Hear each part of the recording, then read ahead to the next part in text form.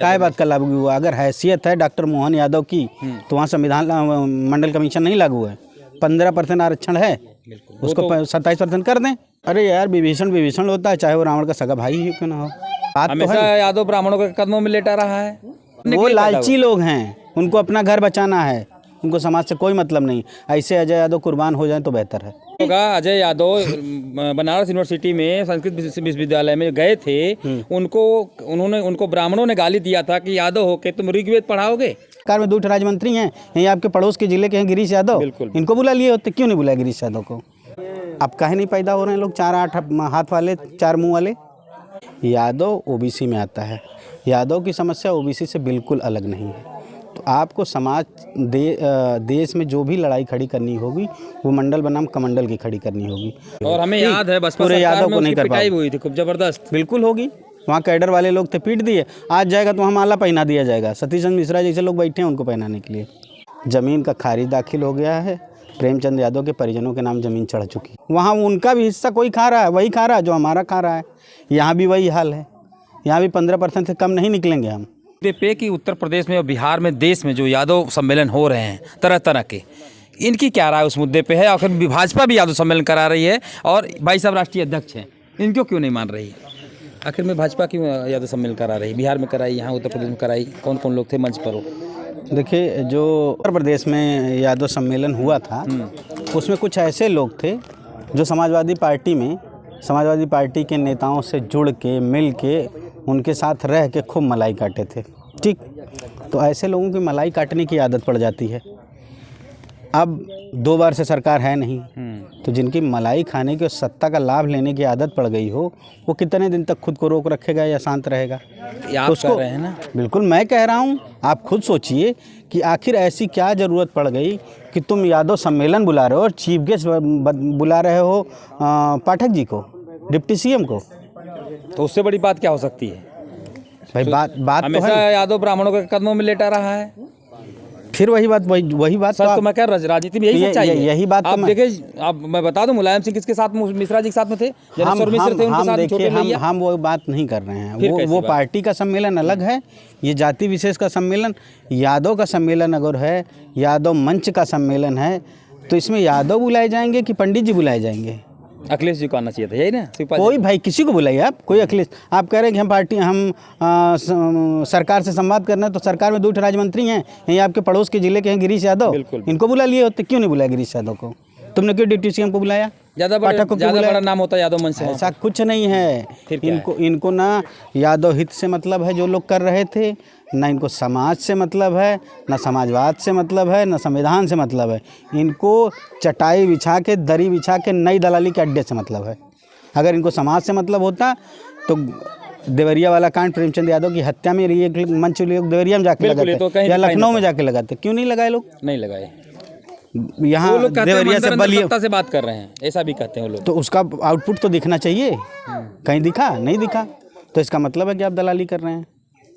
दलाली का आरोप मत लगाइए, आपके यादव वो भी आपके लोग हैं। अरे यार, विभीषण होता है, चाहे वो रावण का सगा भाई ही क्यों ना हो।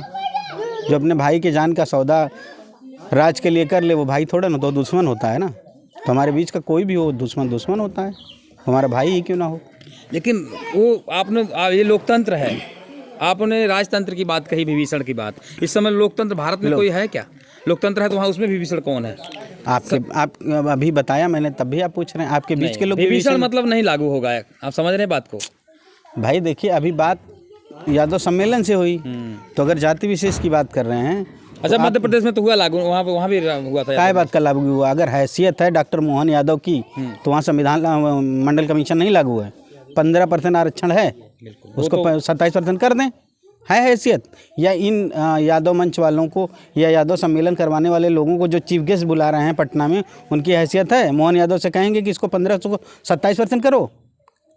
या इन्होंने पाठक को बुलाया था तो ये कहेंगे कि पाठक जी एक रेजोल्यूशन लाओ, अपनी तुम्हारी सरकार है, तुम ये रेजोल्यूशन लाओ कि पूरे के पूरे जितने मंदिर है, कृष्ण मंदिर, उसको ब्राह्मणों से खाली करा के पुजारी यादव बनवाओगे? है किसी के अंदर हैसियत? बात अगर यादव हित की है तो मंदिर खाली कराओ, तुम्हारा पुश्तैनी अधिकार है। तुम एक तरफ से कहते हो कृष्ण तुम्हारे वंशज हैं, तो क्यों ब्राह्मण बैठा उन मंदिरों में? खाली करो, पाठक की हैसियत है, खाली करवा देगा। बताइए। वेद पढ़ेगा? आप लोग वेद थोड़ी पढ़े हैं। वेद कौनो गूढ़ भाषा में लिखा जाता, साला संस्कृत में तो लिखा होगा। अगर अंग्रेजी पढ़ी जा सकती, संस्कृत क्यों नहीं पढ़ी जा सकती? बात आपकी सही, लेकिन उनके अंदर एक गुण है भाई, ब्राह्मण है तो वो कर सकते हैं, हम लोग नहीं कर सकते। ये आप पहले से मान आप के मंदिर में जाएंगे, घंटा बजाएंगे? आप पहले से मान बैठे हैं। आप घंटा बजाएंगे? क्यों नहीं बजाएंगे? आप तो लड़ने वाले मास्टर कौम है, अहिर रेजिमेंट की बात क्यों नहीं करें। बजाएंगे? जो लोग हैं वो बजाएं, जो संस्कृत पढ़े हो वो बजाएं, जो शास्त्रार्थ किए हो वो बजाएं, जो PhD किए हो कब बजाएं ना, वहाँ अच्छा पैसा मिल रहा है भाई। होगा अजय यादव बनारस यूनिवर्सिटी में संस्कृत विश्वविद्यालय में गए थे, उनको ब्राह्मणों ने गाली दिया था कि यादव होके तुम ऋग्वेद पढ़ाओगे, ठीक किए, गाली दिए। सुनिए, और दूसरा वो भी मुस्लिम पढ़ाने आया था, तो भी लोग गाली दिए। रुक जाइए, अजय यादव की स्थिति मैं बता दूं। उस अजय यादव के लिए बैकवर्ड दलित लामबंद हुआ, उसके लिए लड़ाई खड़ी की गई, उसके लिए आंदोलन हुआ। वही अजय यादव जाके RSS संघ वालों से मिलके माफ़ी मांग लिया, उसने कह दिया अरे रहने दीजिए आप लोग, मेरी नौकरी चली जाएगी। मरता क्या न करता। अरे यार, तो फिर क्यों पैदा हुआ है? तो फिर क्यों बात कर रहे हो कि हम आंदोलन कर रहे हैं? हम समझ रहे उसके अंदर वो ज्ञान नहीं है। ज्ञान नहीं है, बिल्कुल ज्ञान नहीं है। वो नौकरी करने वो के लिए लालची लोग हैं, उनको अपना घर बचाना है, उनको समाज से कोई मतलब नहीं। ऐसे अजय यादव कुर्बान हो जाए तो बेहतर है। अरे आप ऐसे अजय यादव की हमको जरूरत आप नहीं। अगर राष्ट्रीय अध्यक्ष से भाषा आपके मुंह से शोभा नहीं देती। क्यों नहीं शोभा देगी भैया? क्यों नहीं शोभा देगी? कुर्बान क्यों? पढ़ा तो रहे हैं। पढ़ा रहे हैं, कैसे पढ़ा रहे हैं वो? हाँ, बात नहीं निकलती बाहर, सच कुछ भी नहीं कर रहे हैं वो यसमैन हैं। RSS के वहाँ पे जो शाखाएं लगती हैं, हो सकता है वहाँ भी जाके फंडिंग करते हों, वो उसको सुचारू रूप से चलती रहे। जो अपनी लड़ाई स्वयं की नहीं लड़ सकता वो समाज की लड़ेगा, वो अपनी। फिर आप बताएं यादव समाज के लोगों को कैसे आप एकत्रित करके चला रहे हैं? अच्छा ये बताइए, आप भी यादव समाज से आते हैं? बिल्कुल। आप सरकार से क्या चाहते हैं? आप OBC में आते हैं तो यादव की लड़ाई OBC की लड़ाई बराबर है। आप सरकार से क्या चाहते हैं? मंदिर चाहते हैं या शिक्षा, स्वास्थ्य और रोजगार चाहते हैं? बैकवर्ड दलित यही कहा था कि यादव इस समय अखिलेश सरकार, मुलायम सिंह, सब लोगों ने यादव हकमारी कर लिए हैं सबका। बिहार में जातिवार जनगणना हो गई, 15% यादव है, सिर्फ 1.5% नौकरियों में है, तो बाकी 13.5% कौन खा रहा है? इन चमार, पासी या अदर बैकवर्ड से पूछ लीजिए कौन खा रहा है, तो वहाँ भी बता दें। वहाँ उनका भी हिस्सा कोई खा रहा है, वही खा रहा है जो हमारा खा रहा है। यहाँ भी वही हाल है, यहाँ भी 15% से कम नहीं निकलेंगे हम, और 1.5-2% से ज़्यादा नहीं होंगे सरकारी नौकरियों में। जातिवार जनगणना कराने से इसीलिए तो डर लग रहा है लोगों को, योगी जी को, मोदी को, सबको डर लग रहा है। RSS को डर लग रहा है। योगी, देखिए योगी, रामराज आ गया तो क्या करेंगे? जनगणना करा के बताइए। सही बात आप कह रहे हैं, रामराज आ गया तो क्या जरूरत है? अगर रामराज की परिकल्पना आप करते हैं तो शंभू की हत्या की भी परिकल्पना आपको करनी पड़ेगी। तब तो रामराज का मतलब है कि किसी भी गरीब को तुम मार दो, बिना किसी कारण जाने तुम मार दो। तो ऐसा रामराज मुझे तो नहीं चाहिए। राशन तो मिल रहा है ना आप लोग खाने के लिए? तो राशन तो मंदिरों की सीढ़ियों बैठे भिखारी भी पा रहे हैं, बनाया पा रहे हैं, तो ज़्यादा बेहतर है। फिर ये छोड़ो, वहाँ जाओ। एक तरफ तुम कहते हो 5 ट्रिलियन इकोनॉमी का देश हम बना रहे हैं, दूसरी तरफ वहीं मंच पे तुम कहते हो कि मैं 80 करोड़ लोगों को रोजगार, वो राशन दे रहा हूँ। तो तुम 80 करोड़ लोगों को भिखारियों का देश बना रहे हो कि 5 ट्रिलियन इकोनॉमी की बात कर रहे हो? चूतिया बना रहे हो सबको, पूरे देश को बेवकूफ़ समझ रखे हो। अपनी बात क्या कहेंगे अंतिम शब्द में कहिए भाई। मैं सिर्फ ये कहूँगा कि OBC और यादव। अच्छा ये बताइए, अभी मुद्दा बचा हुआ है, देवरिया आप लोग गए थे, वहाँ पर अभी क्या हो रहा है वहाँ पर यादव परिवार के साथ में? देखिए, मीडिया में जो भी हवा बनाई जा रही हो, कानूनी प्रक्रिया चल रही है। ज़मीन का खारिज दाखिल हो गया है, प्रेमचंद यादव के परिजनों के नाम ज़मीन चढ़ चुकी है, ठीक। और प्रशासन तो इनका है ही है, शासन प्रशासन इनका है। वो जो विधायक बोल रहा था यादव के चैलेंज है, दम है, तो ये सब पत्रकार फर्जी पहले था, अब नहीं। अब कहाँ गया वो? अब नहीं बोल रहा है। अब कहाँ गया वो? अब नहीं बोल रहा है। इसलिए नहीं बोल रहा है कि जब तक वो बोल रहा था देवरिया के कोई भी यादव नेता खुल के नहीं बोल रहे थे। जब हम लोगों ने बोलना शुरू किया, उसके खिलाफ मोर्चा खोला, तब तो वो गायब हो गया। भाई तुम समाजवादी पार्टी को टारगेट कर सकते हो, वहाँ रहे हो, वहाँ की दलाली की हो। और हमें याद है बसपा पूरे यादव को नहीं कर पाए हुई थी खूब जबरदस्त। बिल्कुल होगी, वहाँ कैडर वाले लोग थे, पीट दिए। आज जाएगा तो हम आला पहना दिया जाएगा। सतीश चंद्र मिश्रा जैसे लोग बैठे हैं उनको पहनाने के लिए। बस बसपा में दद्दू प्रसाद जी कह रहे थे ना कि हम गरीबों को मुफ्त, वो सबसे निचली पायदान के लोगों को टिकट देने की बात कर रहे थे। सदन नहीं भेज पाएंगे, अब पहली बार नहीं भेज पाएंगे, दूसरी बार भेजेंगे। आज क्या है, उन्होंने कहा ना कि टिकट बिकने लगा, ये छूत की बीमारी कहीं साइकिल तक ना जाए हाथी से। तो इस समय तो वहाँ टिकट बिक रहे हैं, जिसके पास पैसा हो जाए ले जाए, ले। बहन जी बैठी हैं खोल के दुकान, उन्होंने तो मान्यवर कांसीराम को बेच दिया, मार दिया, तो उनकी क्या बात करनी है? तो अब अपनी बात रखिए, क्या कहेंगे? मेरी मैं देखिए, मैं सिर्फ ये कहना चाहता हूँ, यादव OBC में आता है। यादव की समस्या OBC से बिल्कुल अलग नहीं है। तो आपको देश में जो भी लड़ाई खड़ी करनी होगी वो मंडल बनाम कमंडल की खड़ी करनी होगी। आप तब तक कुछ नहीं कर पाएंगे जब तक आपके गांव की जो जनसंख्या है, जो आबादी है, जो जातियां हैं, जो छोटी जातियां हैं, ओबीसी की हों चाहे दलित की हों, ये जब तक सचिवालयों, न्यायालयों या विश्वविद्यालयों में नहीं दिखाई देंगी तब तक आपका भला नहीं होना। इसलिए कोई सरकार हो उससे सिर्फ अपने हिस्सेदारी की मांग करिए, स्वास्थ्य की मांग करिए, शिक्षा की मांग करिए, रोजगार की मांग करिए, तब भला होगा। नहीं तो चुनाव आ रहा है तो क्या ये सब चलेगा मुद्दे उसमें? अगर आप पूछेंगे तो चलेगा। आप भी उनके वो मंजीरे पे जय श्री राम बोलने लगे तो नहीं चलेगा। ये आपकी भी जिम्मेदारी, हमारी जिम्मेदारी है, जितने लोग हैं सबकी जिम्मेदारी है। अगर आप चाहते हैं कि 5 किलो अनाज पे आपकी पीढ़ियां जिंदा रहें तो ये मुद्दा नहीं चलेगा। अगर आप चाहते हैं क्यों कि नहीं, लोग तो यही तो बात है, जो ऐसे दलित है, ओबीसी है, बैकवर्ड है, ये तो वो उसी तरफ जा रहे हैं। तो हम कह तो रहे हैं कि अगर आप चाहते हैं कि आप आपकी देखिए सारे पीढ़ियां, मंदिरों में देखा खूब सजा के, गांव-गांव के मंदिर जो कभी झाड़ू नहीं मारे, झाड़ू मारे जा रहे थे, ये अखिलेश ने ये काम नहीं किया।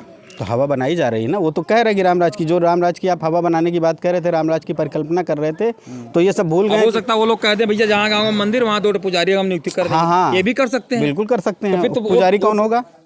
कोई भी होगा। अब उनको भेदभाव ने अब जान चुके हैं कि ओबीसी बैकवर्ड ज्यादा है, तो वो कहेंगे कहाँ रख दिए ये बताइए? जान चुके हैं तो कहाँ पुजारी रख दिए? पुराने मंदिर में किसी ट्रस्ट में रख दिए। राम मंदिर ट्रस्ट में कितने लोगों को रख दिए ये लोग? रखे तो वहाँ पर संविधान की युक्त रखा गया है, कई ठो रखा गया है। 85% ओबीसी हैं, तो 85% ओबीसी रखे गए हैं वहाँ पे, ओबीसी और एससी हैं। तो मुझे तो नहीं दिखा। वहाँ मालाधारी सूताधारी चलता है, जाके देख लीजिए। मालाधारी को गर्भगृह में पैर रखने की इजाज़त नहीं है, हैसियत नहीं है कि वो लोग चले जाएं बिना परमिशन के।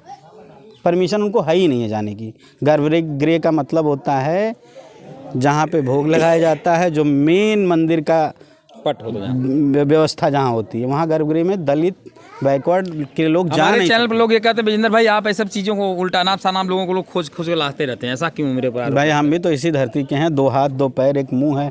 अनाप शनाप कौनी तरफ से भैया आड़े टेढ़े हैं क्या कि हमारे पास पता नहीं कैसे लोगों को खिलाते हो? नहीं तो क्या ब्रह्मा की तरह हमारे पास 3-4 ठे मुँह है क्या कि 8 हाथ है मेरे पास? आड़े टेढ़े तो वो हुए ना।